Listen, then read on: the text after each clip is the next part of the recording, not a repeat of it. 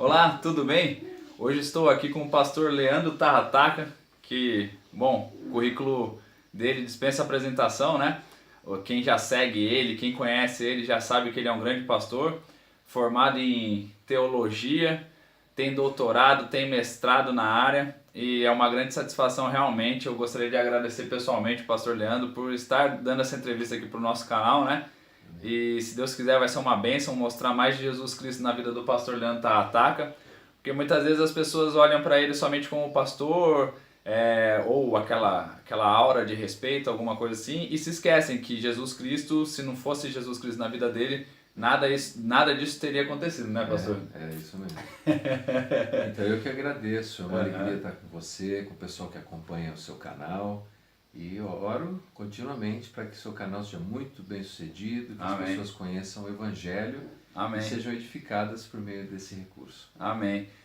Não se esqueçam de se inscrever aqui no nosso canal que está aqui embaixo, curtir o nosso vídeo e também se inscrever lá no canal do YouTube do pastor Leandro Tarrataca, né, pastor? O senhor tem um canal também, né? Temos, Qual são que é? bem-vindos. Colocando lá o Leandro Tarrataca, Leandro Tarrataca, oficial, né? eles vão encontrar. E eu vou deixar também o link do Facebook do pastor, do canal do YouTube dele aqui na descrição, tá, pessoal? Então acessem lá, vejam os vídeos dele, curtam também, se inscrevam na página do pastor Leandro Tarrataca para que vocês possam acompanhar cada vez mais desse conteúdo aí que o pastor produz, né, Eu pastor? agradeço o merchan, muito bom. Mas, pastor, como a gente disse aqui, né, nada teria acontecido se não fosse Jesus, né? Sim. Como que era a sua vida antes de Jesus Cristo? Como que foi essa caminhada? O senhor pode contar um pouquinho pra gente, por favor? Claro, eu venho de uma família muito sincrética, né, do ponto de vista religioso. Meu avô era um imigrante português e meus pais se casaram. A minha mãe já uma mulher filha de benzedeira. Então você imagina, de um lado católico, de outro lado uma cultura de raiz misturando ali. E nas beiradas, como todo bom brasileiro, parente de todo quanto é jeito, Né? tinha budista, tinha ainda Seichunuye. E a filosofia era mais ou menos assim: se não faz mal, deve fazer bem. Deve fazer bem. Então nós crescemos nessa cultura, um ambiente muito religioso, mas sem relacionamento com Deus, que as pessoas confundem. Confundem. Tinha muita religião, nenhum relacionamento com Deus. E quando não tem relacionamento com Deus, isso acaba ramificando nos outros relacionamentos que você tem. Então, os meus pais tinham sérios problemas de relacionamento, acabaram se divorciando quando eu tinha mais ou menos uns 12 anos de idade. A partir dali eu entrei numa crise muito grande, pessoal, que culminou num comportamento rebelde, com o uso de algumas drogas leves, nunca usei drogas muito pesadas, mas me tornando um suicida. Então, aos 14 anos, eu era um suicida em potencial. Nossa, com 14 anos tudo aconteceu muito rápido, né? Na vida do pastor. A adolescência é já uma idade de grandes desafios, mudanças hormonais, né? Você querendo encontrar o seu espaço. E se você tem um lar disfuncional, isso agrava os problemas. E então eu fui chegando num ponto que eu não via mais nenhum tipo de significado na vida, nenhum propósito. Apesar da pouca idade, minha mãe não tinha nenhum controle mais, porque a figura masculina do pai tinha deixado o nosso lar. Eu participava de noitadas, tinha uma, assim, totalmente liberal. Uma vida totalmente liberal. E nessa busca de tentar encontrar um propósito, aquele vazio, eu não encontrava. Tudo era cinza, sem cor, sem propósito. Então eu comecei a achar que a morte, o suicídio, era o único caminho viável para acabar com aquela angústia que eu sentia. E é nessa que eu acabo tendo um contato imediato do terceiro grau. E como que foi esse encontro com Jesus Cristo? Como que se deu esse encontro? Alguém te chamou para ir para a igreja? Como que foi? Então, é claro, né, como alguém que tinha crescido num ambiente religioso, eu tinha aquela ideia de Jesus, tal, mas uma figura muito distante, mítica. Eu me lembro que era uma quinta-feira, eu estava pensando que aquele era o dia ideal para eu tirar minha vida. E a razão é porque não tinha ninguém em casa, eu estava sozinho, e enquanto eu ficava pensando ali como tirar a minha própria vida, alguém aparece lá e bate no portão. Era um amigo chamado Fábio. O Fábio era um evangélico, eu não gostava de evangélico, a família não gostava de evangélico. Mas o Fábio era um cara legal, a gente brincava junto, saía juntos e tal. E ele disse, Leandro, vamos sair comigo hoje, rapaz, quero te levar num lugar, vai ter uma moçada bacana lá. Eu falei, é coisa de crente. E ele, eu falei, não gosto de crente. E ele meio sem jeito disse, não é, mas tem muita menina bonita. E isso que é curioso da adolescência. Porque você quer morrer, mas seus hormônios são a flor da pele, então você quer morrer, fala, bom, o que custa conhecer uma menina antes de morrer? Verdade. E aceitei, e fui. Hoje eu brinco que o Fábio mentiu, porque naquele lugar não achei nenhuma menina bonita lá. Mas aí, Hudson, aconteceu algo que eu não esperava. Eu não procurava o Evangelho ali, mas Jesus me encontrou naquele dia. Isso é impressionante de Jesus, né? Jesus sempre encontra a gente, né? Ele me encontrou. Eu não encontrei, eu não fui lá porque eu estava procurando Jesus, eu fui lá para ver se tinha alguma menina bonita. Mas, apesar de não ter entendido direito a pregação do pastor, o pastor fala meio complicado, né? Hoje eu entendo isso aí, eu não conseguia entender do que ele estava falando ali, mas alguns lampejos, eu entendi o suficiente, que a resposta estava em Jesus. E nisso eu entendi que o meu maior problema é que eu era um pecador, que eu precisava de Jesus como meu único e suficiente Salvador. E entreguei minha vida a Jesus ali, mesmo sem entender todas as coisas e as implicações, mas foi uma mudança tão radical que entrou vida no meu coração. E aí eu entendi que se eu não tinha vida antes e agora eu tinha alguma vida, logo essa vida não era mais minha, era dele. E a partir dali eu disse, Deus, faz comigo o que quiser. Me usa como quiser, eu estou aqui para ser um instrumento na sua mão. E ali eu acho que começou a minha vocação. Amém. Amém. Muito rápido. Inclusive, assim, puxando um gancho, né, com relação a isso, o que o senhor teria de mensagem para passar para aquelas pessoas que têm realmente esse sentimento suicida, de que não tem propósito na vida, de que não se encontra, não se acha, está passando por esse momento de dificuldade? Que mensagem o senhor teria para essas pessoas, assim, com relação a isso? Porque é muito importante, né? Hoje em dia o número cresce. Sim. Fortemente de pessoas que querem se suicidar, querem acabar com a sua própria vida. E esse não é o caminho, essa não é a esperança, né? Nós temos uma esperança melhor aqui nessa vida. Claro. Que mensagem o senhor poderia passar com relação a essas pessoas? Então, a primeira coisa é que vários estudos mostram que a maioria das pessoas que sofrem essas angústias e pensam em tirar a própria vida, elas estão lidando com questões existenciais. É algo dentro delas, é o vazio do coração. E esse problema existencial pode ser resolvido com uma pessoa. E uma pessoa somente, Jesus. Por quê? Porque Jesus, ele me dá a razão por que eu existo, ele me dá um propósito para que continuar existindo. Ele resolve essa questão. Então, a pessoa que está lutando com isso, com essa crise existencial, precisa seriamente considerar o Evangelho, considerar Jesus como o único caminho, verdade e vida. Agora, a outro lado da moeda, há pessoas que sofrem com crises de depressão por outras causas, por desequilíbrios bioquímicos, por questões neurológicas. Então não é nenhum pecado também a pessoa procurar um bom profissional para que possa receber uma orientação adequada e ver qual é a causa dessa angústia. Porque tem cristão, já conheceu Jesus como Salvador, e ele continua lidando com essas angústias interiores. Talvez ele não chegue ao limite de considerar seriamente o suicídio, se bem que pode ser o caso, é preciso considerar outros aspectos e não só esse existencial. Existem questões hormonais, bioquímicas, neurológicas envolvidas no processo. E aí ele precisa de uma orientação de um bom profissional. Não é nenhum pecado. Paulo, a Bíblia nos diz em Gálatas que ele tinha uma enfermidade, que pregou o Evangelho por causa dessa enfermidade. Em Coríntios eles tinham espinho na carne. Ninguém sabe direito, alguns associam que seja esse espinho na carne à enfermidade. E quem era um dos companheiros de Paulo? Lucas. E Lucas é o quê? Médico.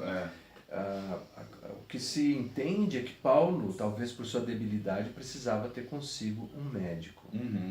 Timóteo, que sofria de dores de estômago continuamente, Paulo, ao invés de fazer uma oração por ele, decretar que ele fosse curado em nome de Jesus, deu uma receita. Falou, toma água com um pouquinho de vinho por causa das tuas frequentes dores. A água era insalubre, o vinho era um recurso para que ele pudesse purificar a água que ele consumia. Então, não é pecado. A pessoa precisa pensar a vida de maneira a contemplar esses 360 graus, essas áreas, É. como ser biológico, ser psicológico e ser espiritual. Certo, legal. E puxando um pouquinho que o pastor falou, né, sobre vocação, né? Como que foi essa vocação, esse chamado pastoral, o ministério pastoral? Como que funciona? O que aconteceu na sua vida? É. Foi depois do batismo? Como que foi? Não, então, assim, como ali eu tive a certeza de que Jesus era a resposta, que eu não tinha vida antes e passei a ter vida, eu imediatamente disse, sem entender as implicações, a minha vida é tua. Eu quero falar do seu amor, eu quero falar do que o Senhor fez na minha vida, me use como desejar. Uhum. E quando eu fiz essa profissão verbal, eu disse para Jesus que eu queria servi-lo, ele levou isso muito a sério e eu também levei. Porque logo no meu trabalho, quando eu chegava, eu trabalho desde os 12 anos de idade, e naquela época eu trabalhava na indústria, com 14 anos, eu fui procurar as pessoas que eu não gostava, eu queria saber dos crentes. Aí eu procurei os crentes, eu pedi para eles escrever músicas, na época não tinha tanta música assim, Não tinha. era LP, tinha que encomendar. Então aí eles me escreviam lá as letras dos hinos, me ensinavam a cantar. E aí na escola, estudava à noite, eu já reunia lá o pessoal no intervalo para falar de Jesus. E imediatamente, desde a minha conversão, eu queria falar de Jesus. E isso acabou culminando. Então assim, eu não tinha certeza se eu queria ser pastor, ou se o que eu queria ser. Eu queria ser servo. Eu queria anunciar a mensagem. Uhum. E claro que aí passei por um processo de integração numa igreja. Nessa igreja, os líderes foram sugerindo, olha, eu acho que você pode ir para essa área, para aquela. Uhum. A primeira coisa que eu pensei é talvez cantar. E pergunto, você canta? Não, não canto. Você toca? Não, não toco. Então você vai ajudar na evangelização, mas estava bom. Então eu evangelizava nas praças e disso foi desdobrando uma maior clareza da chamada que Deus tinha para a minha vida. No primeiro momento eu queria ser missionário entre os ribeirinhos, ir lá para a região amazônica. Tentei até em algumas instituições, não é o caso agora, mas na época eu não tinha realmente qualificação para isso. E aí meu ministério foi tomando contornos mais urbanos. Né? Entendi. É que Deus vai fazendo a obra na nossa vida também, né? Muitas vezes nós imaginamos algo e aí Deus tem sonhos e planos maiores do que os nossos, né? Sim. E aí Deus vai nos levando, vai nos mostrando o caminho certo. E o importante desde o princípio é a gente ter esse coração de servo, né? Isso que é o importante, né? O que Deus vai fazer é com ele. É com ele. O oleiro molda o vaso, o vaso controla o oleiro, né? É verdade. E é curioso porque hoje, muitos anos depois daquele primeiro desejo, eu tenho um programa de rádio já há muitos anos e alcanço pessoas na região ribeirinha com rádios pré-sintonizados e em muitos outros lugares. Se eu tivesse sido um missionário local em que tem um valor enorme nisso, mas eu não teria um alcance tão grande hoje como eu tenho no ministério. Então Deus tinha um outro projeto para realizar na minha vida. Amém, que bênção. E com relação à vida acadêmica, pastor, como que foi esse interesse por estudar teologia e aí se aprofundar na teologia, que é uma muito difícil, né? Pergunta, viu? Porque assim, com a minha conversão, eu tinha a impressão que Jesus ia voltar no final daquela semana. Não vai voltar. E eu deixei um tempo a escola, abandonei a escola e queria me dedicar a pregar, só pregar. E aí, nessa jornada de quero pregar, vou largar tudo, e apareceram pessoas no meu caminho que foram me ajudando. Então, pastores falaram, olha, você é muito novo, você tem que estudar. Então aí eu comecei a voltar a estudar. Depois de alguns anos, eu estudei um pouco, até um determinado ponto. Aí conheci aquela que viria a ser minha esposa, a Julie. Ela falou, não, mas cara, você tem que estudar mais, você estudou pouco. E a Julie foi um grande incentivo, né, para eu continuar estudando. Então, mas basicamente não foi assim o desejo de ir estudar, não. Meu desejo era pregar, era falar de Jesus, né? Até de vez em quando a gente falou, olha, eu tenho uma fita cassete gravada da data tal que você pregou. E eu falo, queima. Porque se eu faço as contas, eu sei que é de uma época que a vontade era muito grande, mas saiu muita coisa ali. Saiu muita coisa aqui. Que devia ter uma censura. Então, eu vejo assim, e na Bíblia, quando fala sobre os dons, em Coríntios, por exemplo, fala no plural, procurai com zelo, é plural. O que quer dizer? Que para você identificar e discernir bem os seus dons, você depende sim da ação de outros irmãos da comunidade de fé, que se achegam e que vão ajudando você a discernir. Foi isso que pastores amigos fizeram, foi isso que a Julie fez, me ajudou a ter um melhor discernimento. E claro, aí caiu no gosto e eu continuei estudando e fiz até o doutorado. Ah, que legal. E eles ajudaram bastante, né? Porque a sua biblioteca aqui é cheia de livros. E hoje em dia o senhor tomou gosto por... Então, mas sabe, Hudson, é assim, embora eu não tivesse interesse em ter uma formação acadêmica, eu tinha muito interesse pela literatura. Entendi. Meu pai, que foi um alcoólatra e criou muitas dificuldades na nossa família, mas ele era um apreciador dos livros. E desde pequeno, ele me encorajava a ler. Tinha uma coleção em casa chamada Ler e Saber. Meu pai me fazia memorizar capítulos inteiros daquele livro, e depois trazia amigos em casa e falava, Leandro, me fala sobre Da Vinci, me fala sobre tal coisa. Então eu tinha o hábito da leitura, e uma coisa engraçada, tem um amigo que é dono de livraria evangélica na cidade de Suzano, ele fala até hoje, continuamos a amizade depois de todos esses anos, que os jovens da minha idade iam atrás dos LPs. Você tem o LP da Cristina Mel, tem o LP de não sei quem. E eu ia atrás dos livros, eu comprava já livros. Então, eu não tinha interesse em formação acadêmica, mas eu tinha interesse em ler sobre a fé e pesquisar sobre a fé. E foi por isso que eu fui acumulando livros, né? E claro, que aí no meio acadêmico isso acabou reforçando o meu interesse pelos livros. Ah, que legal. E o senhor viveu um tempo nos Estados Unidos também, né? Sim, eu morei nos Estados Unidos e aí voltei muitas vezes, né? Mas a primeira vez que fui e permaneci lá por um bom tempo foi quando eu estava trabalhando no mestrado. Depois eu retornei para concluir o doutorado, porque aí a produção da minha dissertação, da tese, eu fiz lá nos Estados Unidos. Entendi. Então o senhor tem o mestrado e o doutorado de lá, né? De lá, isso. Ah, tá. Quais são as instituições lá? Calvary University agora, chama Calvary Theological Seminary, e o outro é Newburgh Theological Seminary. Ah, que interessante, legal. Aí tem um outro mestrado em aconselhamento e aí alguns cursos paralelos. E aí, essa paixão pelos livros, né? Eles se transformaram não só em consumir os livros, mas também em produzir livros, né? Sim. Inclusive eu tô com um deles aqui, que é o Espiritualidade Autêntica. Sim, sim. No Mundo em Trevas, né? E o senhor tem outros livros também, né? O senhor pode falar um pouquinho como que foi isso? De produzir escrevi uns 15 livros já. Nossa. Eu perdi um pouco a conta. Mas foi surgindo disso, de primeiro gostar de livro e segundo do desejo de compartilhar com as pessoas de modo mais permanente. Você prega um sermão, dá um estudo bíblico, isso não é muito permanente. Agora, é claro, com o advento de novas tecnologias, como o YouTube e outras plataformas, o seu conteúdo é mais permanente. Mas o livro me parecia uma opção muito interessante para que as pessoas pudessem retornar aquilo que eu tinha ensinado, compartilhado, lerem, compartilhar com outras pessoas. E aí eu produzi um primeiro livreto sobre louvor e adoração. Porque hoje você sabe que eu sou um arranhador de violão, né, e tal.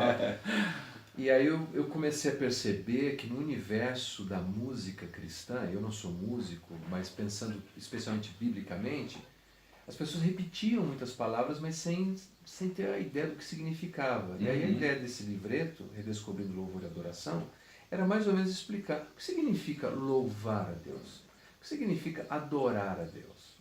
Então as pessoas associavam imediatamente isso com música, não é? Ou ficavam repetindo, aleluia, aí o outro dizia aleluia, mas o que é aleluia? Então nesse pequeno livreto eu tratava dessa questão dos vocábulos, do louvor e da adoração na experiência eclesiástica. Entendi. Mas um livro ele sempre nasce primeiro no coração, como que é um processo de oração? Como que funciona assim os livros? Eu acho que, Como que funciona? uma palavra que talvez defina o que é produzir um livro é uma paixão, né? Tem que ter uma intensidade grande naquele tema, naquele assunto. Tem que ser um caminho pelo qual você trilhou. E aí, sabe quando você viaja para um lugar e você gosta muito? Ou um restaurante que você vai, aí você começa a falar para os seus amigos e você quer que eles visitem aquele lugar também. O livro nasce assim, você esteve naquele lugar, você gostou daquele lugar, você deseja que outras pessoas que são queridas possam visitar. E a única maneira de você meio que compartilhar aquela experiência é transformando num livro. Num livro. Então tem que ter uma paixão, uma intensidade grande ali. Ah, que legal, que benção. E o senhor é pastor da Igreja Bíblica Brasileira, né? Sim. Como que é o ministério? Como que está o ministério? A Igreja Bíblica Brasileira, algumas pessoas acham que eu sou o fundador da denominação. Eu não sou o fundador da denominação. A ancestralidade da Igreja Bíblica vai até o Pacto de Niágara, em 1840 e um pouquinho, quando o liberalismo teológico estava invadindo as igrejas, e era preciso firmar ali uma estaca e dizer, não, nós não vamos aceitar isso. E lá eles fizeram um pacto, dizendo a Bíblia é a palavra de Deus. E nós vamos nortear toda a nossa fé baseada na palavra de Deus. É desse movimento que nasce a Igreja Bíblica Brasileira, com missionários americanos que vieram para o Brasil há já mais de 60 anos. E eu sou o fundador da IBBMC, Igreja Bíblica Brasileira em Mogi das Cruzes, que é, na verdade, filha desse movimento de igrejas bíblicas.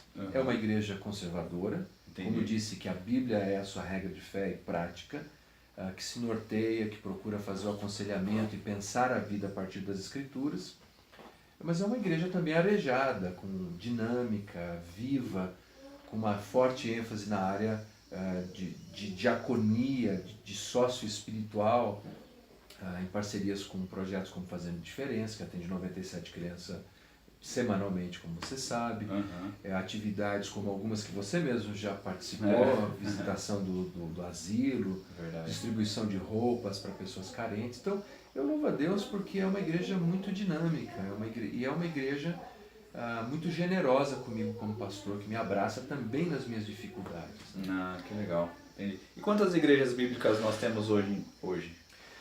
Então, igreja bíblica, nós temos centenas e centenas de igrejas, talvez milhares no Brasil, porque vários missionários chegaram mais ou menos na mesma época, na região do Nordeste, por exemplo, tem muitas, na região de Araçatuba tem muitas, em Goiás tem igrejas bíblicas, e a região de Atibaia, e aí nós temos associações. A nossa associação conta hoje com 10 igrejas. Com 10 igrejas.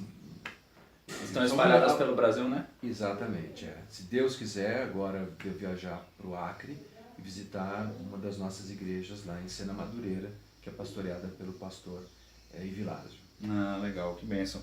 E com relação à família, como que é, senhor? Sim. Tem um ditado em inglês assim, que casei para cima. Casei para cima. Eu casei para cima, né? Eu casei com a Julie, uma mulher maravilhosa, uma mulher sábia, que é uma ajudadora no sentido mais pleno da palavra. Eu quando cheguei para a Júlia ainda, pastoreando uma pequena igreja ali, estudando, meio mal resolvido, ela falou, qual é o seu sonho? O que você imagina? Eu disse a ela, olha, eu imagino que Deus vai me usar, que eu vou viajar muito, que eu vou fazer muitas conferências. No próximo encontro, ela trouxe um pacotão embrulhado. Quando eu abri, era uma mala. Eu falei, o que é essa mala? Ela falou, é a mala que você vai usar para viajar. Eu acredito tanto que Deus vai usar você. Eu já estou dando a mala para as suas viagens. Nossa, que bênção. Então é muito legal quando você se casa com alguém que diz, eu acredito em você. Fala a verdade, tem dia que ela acredita mais em mim do que eu mesmo. E claro que nossa família é uma família normal, em casa o cano quebra, tem dor de dente, tem dor de barriga, em casa nós temos nossas lutas, brigamos muito, muito, muito. Teve uma época que nós brigávamos tanto que nós pensamos em criar um congresso para casais incompatíveis. Se você é como nós, venha. Venha. Mas graças a Deus a gente aprendeu a lidar com tudo isso. Eu já sou avô, né, tenho 4 netos, E ainda tenho 2 filhos em casa que são novos, um filho adolescente e um pré-adolescente, que é a Melina. Então é Jennifer, Leonardo e Melina. Legal. E o Léo já tá trabalhando também, né? Já tá no pique todo aí, já tá a fim de trabalhar, Tá fazer a ativo, obra. do alto dos seus quase 16 anos, 16 tem uma energia anos. imensa. Tem uma energia imensa. E planos futuros, pastor? O que o senhor tem assim para planos futuros na sua vida? Pô, de curto prazo tem algumas coisas, eu estou terminando um livro novo, eu espero que consiga lançar agora para 2018. Qual que é o nome do livro? Mais informações vão Mais ser informações. apresentadas ainda, não posso dizer Tá agora, certo. eu estou lidando ainda com o editor. Tá, não entendi. posso. Mas ele está bem encaminhado, tem uma jornada grande ainda para... Uhum. Mas é um livro que eu espero que ajude as pessoas a meditar nas escrituras e leve também a vida de oração. Um livro voltado à área devocional. Então esse é um projeto de curto prazo. Nós temos vários projetos importantes que englobam nossos ministérios na ABK, do qual você faz parte não só como um dos nossos alunos mestrando, mas também como uma pessoa que certamente vai estar conosco na área de admissão de novos alunos. Legal. Então o braço de faculdade da ABK, a gente tem projetos muito interessantes pela frente, a multiplicação de polos, pelo uso de novas tecnologias como Box TV. E claro, na Igreja Bíblica fortalecer bem a liderança. Eu acho que a tendência do meu ministério é ir preparando e fortalecendo mais líderes para o futuro. E com relação aos seus livros, tem algum site para comprar? Tem algum lugar? Eu tenho livros que podem ser encontrados pela Amazon. Se a pessoa entrar na Amazon, ele vai encontrar alguns livros, especialmente os livros digitais, hoje que podem ser lidos no Kindle. Há algumas livrarias evangélicas, e se entrar em contato conosco pela ABK, ele também consegue ter acesso a alguns desses livros. Alguns já esgotaram, graças a Deus, né? E outros, a gente ainda tem alguns exemplares. Se Deus quiser, esses novos vão estar disponíveis em breve. Legal. E hoje nós estamos gravando essa matéria no dia 31 de outubro, né? Que nós comemoramos 500 anos da Reforma Protestante, né? Gostaria de perguntar para o pastor o que o pastor pode falar um pouquinho sobre a bênção que foi esses 500 anos, né? Ou a bênção que foi essa Reforma Protestante nas nossas vidas hoje em dia. Então, a Reforma Protestante, ela não é só relevante e importante para quem é filho da Reforma. Ela foi importante para o Ocidente. A Reforma Protestante trouxe uma liberação de pensamento e de possibilidades que é um resultado direto na arte, na música, na cultura, por conta da Reforma. Então ela foi extremamente importante. Além disso, ela nos liberou o bem mais precioso que nós temos, que é a Escritura, o sola Escritura, que tem a ver com esse conceito epistemológico. Como é que eu sei o que eu sei? Como é que eu sei que aquilo que eu sei é verdade? Como é que a gente testa isso? Quando Martinho Lutero, no meio das suas angústias e dores, e eu acho sempre importante lembrar, a Reforma não nasceu porque o Martinho Lutero sentou com os amigos lá num pub na Alemanha, e entre uma cerveja e outra, eles falaram, vamos reformar a igreja? Acho que está precisando, ou começar um debate facebookiano, não, a igreja está ruim, vamos mudar. Não foi assim. Foi resultado de angústia, de dor, de sofrimento, de um homem que passava as noites em claro, de um homem que se autoflagelava, tentando encontrar um jeito de agradar a Deus. E quando ele encontra essa mensagem tão maravilhosa, que o justo viverá pela fé, a justificação pela fé, isso foi algo libertador, não só para ele, mas para todos. E ele então desejou compartilhar isso. Mas chegou um momento quando ele precisava responder. Mas como você sabe o que você sabe? Ele não podia se apoiar nos concílios, ele não podia se apoiar no Papa, ele não podia se apoiar no sola Ecclesia, só na igreja. Ele tinha que se apoiar no quê? No sola Escritura. E disso vai tendo esse contorno, embora os solas não foram concebidos inicialmente por Lutero, surgiu no início do século XX, mas o espírito e a ideia dos solas nasce com as proposições e as ideias de Lutero, que é somente a fé, somente o Cristo, somente a Escritura, somente a graça, somente a Deus seja a glória. Todos esses elementos estão presentes lá. Que legal, que benção. Então é isso aí, pessoal. Muito obrigado por terem assistido a nossa entrevista. Muito obrigado, pastor Leandro, Valeu, mais uma amigo. vez. Que Deus abençoe o ministério, Deus abençoe a família. Amém. Continue abençoando o Senhor por todos os caminhos. Amém. Muito obrigado. Bênçãos. Tchau, gente. Até mais. Fica com Deus. Tchau.